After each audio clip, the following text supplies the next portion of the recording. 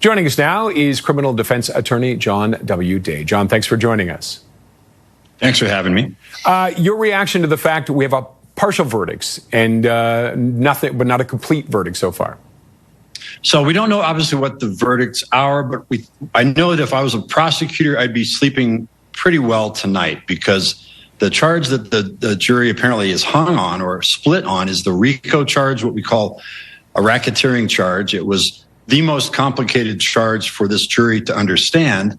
But we know that there were verdicts on the 4 somewhat lesser charges, 2 counts of sex trafficking and 2 counts of transportation for prostitution purposes.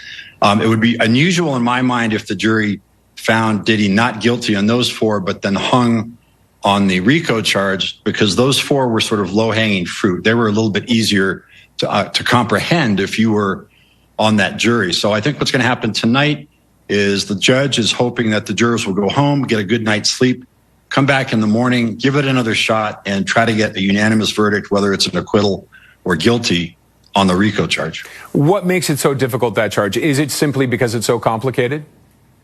RICO was designed to go after basically organized crime families in the 70s. RICO is designed to go after criminal enterprises, the mob, basically. And so what the prosecutors in this case were trying to do was apply it essentially to Diddy's high-flying lifestyle in the music industry.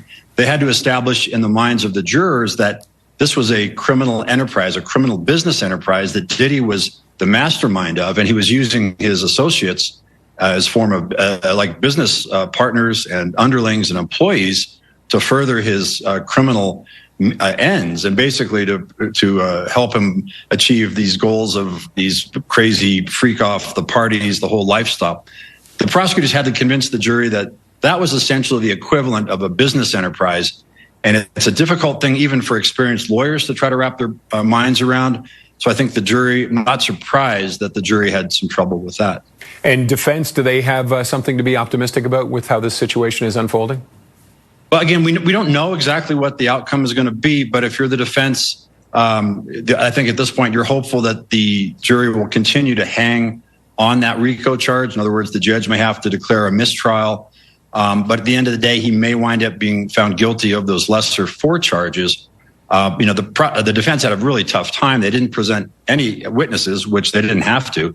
It's not their job to prove that Diddy was innocent. It was the government's job to prove that he's guilty.